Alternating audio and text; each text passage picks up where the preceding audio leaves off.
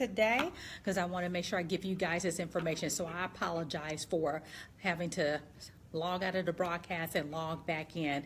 It gave me a weird signal stating that there was a bad signal and that it just kept spinning, so it wouldn't show me that I was actually live. But if it does it again, since I know it's still taping, I'm going to go ahead and go forward. Hey, Reverend Flournoy, how are you? Good to see you today. I began the broadcast and I had to stop. Gershon, thank you. I just saw your message after I ended the broadcast. I had to start it up. Gershon, my boy. I miss you, Gershon. I haven't seen you in like forever. Glad that you're joining. Well, I'm going to keep taping. I'm going to keep rolling just in case it does that again. I don't know why I did that. It just kept giving me this signal saying that it wasn't a good signal, but when I looked at my phone, I had a very strong signal. So I don't know what happened, but I want to go ahead and give this information and then I can let you all go. But as I always ask you to do, please share the video so others can get on as well. And if anybody else is out there that's watching, that's new to what I do, this is Nicolette Barrett, Career Musings, where I give great interview tips, tips on interview prep, resume writing, LinkedIn profile, as well as career development. I've been in corporate America for over 26 years now. Eek! Yes, I'm aging myself.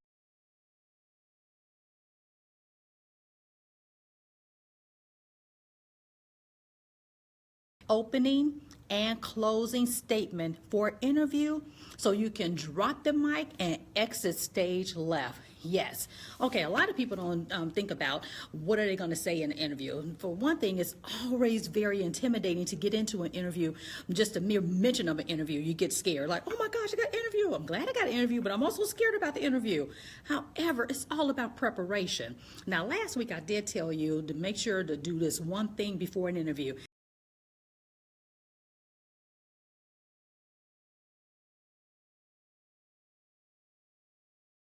And as well employees on how to make sure that they tell exactly some great stuff about them coming out the gate. So I'm going to give you some quick tips. First of all, thank them for allowing you to have the interview. Thank them for inviting you to have a seat at the table to even discuss your skills, your talents, and your abilities. And what I want you to do after you do all the niceties and to thank them for the opportunity to interview with them for the awesome job opportunity opening that they have, I want you to actually say this: I'm going to make sure that you're glad that you invited me to this interview. You're saying, oh boy, that's kind of a bold statement. Yeah, it is if you're prepared. You want them to be glad that they invited you to the actual interview. And you say it not in a pompous way or arrogant way. What you really do is just basically make sure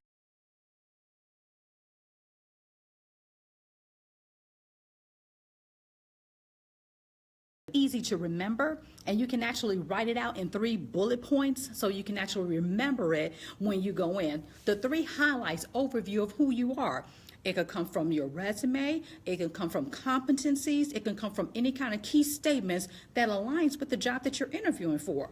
Because as the interviewer is writing down information, they're writing down everything that you're saying. You want on that paper, when they go back and review their notes, you want on that paper the 3 key highlights that you want to make sure that they walk away with when they're done with your interview. So that's number 2. Write down 3 key points that you want to make sure the interviewers know.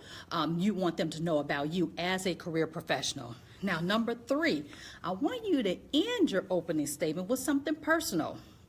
You're like, well, I want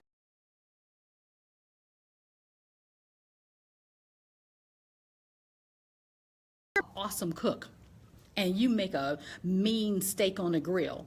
You can end the statement by saying that one, and on a personal note, I'm a great cook, I make a mean steak on the grill.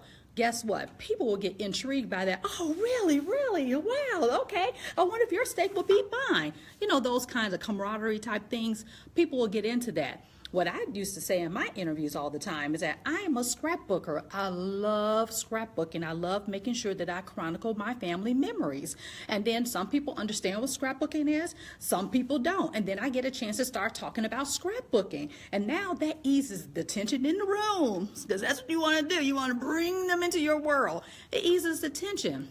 I had another client, well, I had a client, and she made a very good peach cobbler. And I said, well, make sure you say that, because they can see you on the team, that maybe when they have a team celebration, you could bring in your famous peach cobbler.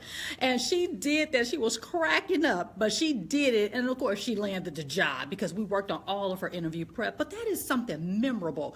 You want to have your opening statement to be memorable. And when you have it memorable like that, they can see you not only doing the technical side of the job, but that you can actually fit into the team as an actual human being, a person. So yeah, interviews are scary, but hey, let's make them personal. Let's make them fun.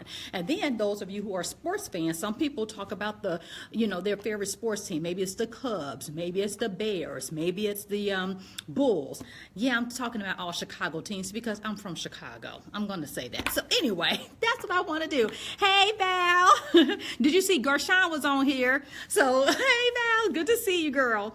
Thank you all so much for joining. I really appreciate that. But again, like I say, share the video, share the video. Okay, so I gave you the 3 tips on how to rock out your opening statement. Those of you who just joined, I said, make sure you thank them for the opportunity to come in, to actually sit before them, to talk about your skills and abilities and talents. And at the end of that, say you're going to make them glad that they did invite you. Number 2, state 3 key things that you want to make sure they write down on their paper. So when they go back and review their notes, they know your key things that you want to get out. If you don't answer any other interview question very well, you want to make sure that they have those 3 key points down. 3 key things that you want them to know about you as a career professional. Number 3, make sure you end with something personal to bring them into your world. A good cook, you're a great baker, you have a favorite sports team, or you do stuff like me. I love scrapbooking, so I always throw that in, and it gets a lot of laughs, and we talk about it, and it really eases the tension in the room. Okay, that's your opening statement.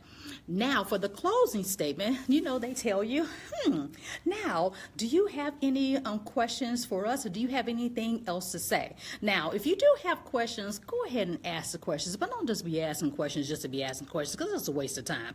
Only ask a question if you legitimately could not get an answer based on your research. So you'll ask your questions. So anything do you want to say to us before we end the interview? And so at that point, you want to say, well, what I would like to say, and then you go into it. So these are the things I want you to say in your closing statement. First of all, don't rehash the whole interview. No, we're not going through a whole nother 30, 45-minute interview. But what you do want to do is summarize 2 to 3 key highlights during the interview that you want to make sure that they remember as well. Now, try to make them different than what you talked about in your opening statement. These are 2 to 3 things that highlighted based on the actual interview itself, based on some of the questions that they've asked. And you want to talk about, to kind of give a highlight overview, and you can say something like, as I mentioned, I have done X, Y, and Z in my previous roles or what have you, and I can definitely see myself doing it in this role as well. So you want to do that. And then at the end, this is what I really want you all to get. Ask for the job. A lot of times people get scared to ask for the job. You want to ask for the job. Now, of course, I don't mean like, can you give me a job? Give me the job, give me the job, give me the job.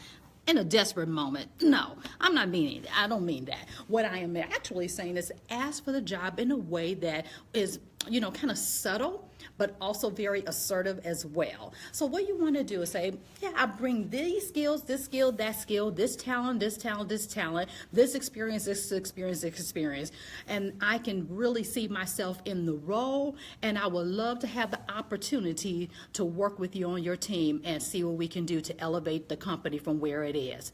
That's how you can ask for the job without asking for the job.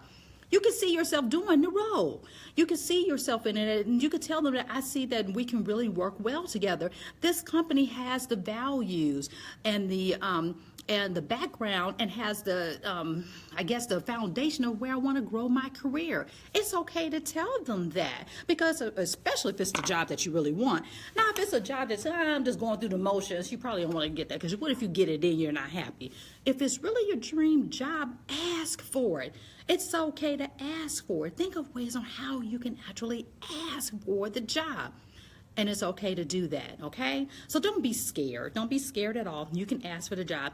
It won't startle people like me who interview people all the time. It won't scare me.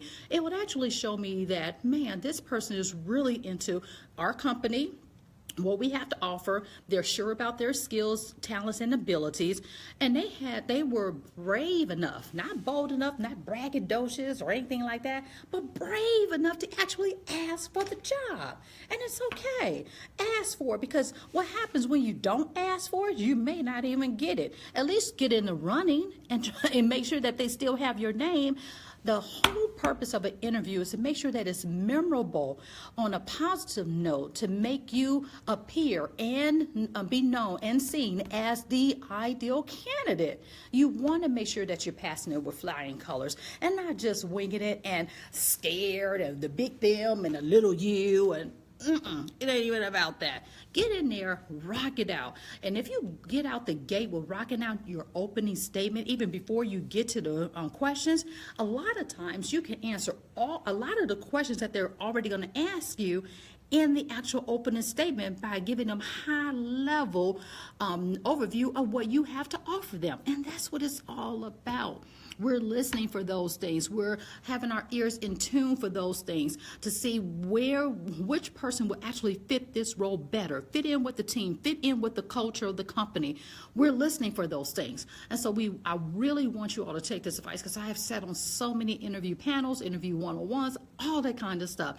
And if you're not saying it, we're not going to tell it to you. So you might as well make sure that you're saying it. And it's all about preparing for the interview and not winging it. So if you've ever asked your question, you think back over all of the interviews that you've had, and you say, well, I didn't get that interview. I didn't get that job. I didn't get that job. Ask yourself, did you do the things I'm asking you guys to do? Look at the video from last time, and you know it's right on my YouTube channel, Nicolette's Career Musings. Go out there and look at those things. And when you have your next interview, or if you know a friend that's about to have an interview, show them the video so that they can be prepared, because I want you all to really elevate your careers, elevate any type of a role that you're going to, and really land your dream job. I'm for real, y'all. You can do it. You can do it. You can do it. You can do it. All right. So Career Musings is coming to an end. And next week, let me see what I'm going to talk about next week. Okay. This whole month, I'm talking about interview prep. So I've already talked about to make sure that you're prepared. Today, I've talked about your opening and your closing statement. Next week, I am going to tell you how to answer interview questions in a very concise manner that gives all of the information that they need in an answer, so you're not rambling. Again, as an interviewer, I don't like the ramble, because if I'm writing stuff down and you're rambling, what you'll see an interviewer do is do like this. And when you get that look, you want to wrap it up. So it's a great way to be very concise. And it's all about, again, prepare and being orderly in your interview. You want to get in and get out, be cognizant of their time, and be cognizant of your own time too. So any questions before I let you guys go? I hope this information was helpful for you guys. And if you have not already, please share. Any questions? All right. Thank you all so much. I see Pierre on here. Judy's on here. Jack Single is on here. What's up? So glad to see you all. Oh, thank you, Judy. I appreciate it. I'm glad the information is helpful, girl. I've been doing this stuff for a long time, and I want to share it with you guys. Any questions before I let you go?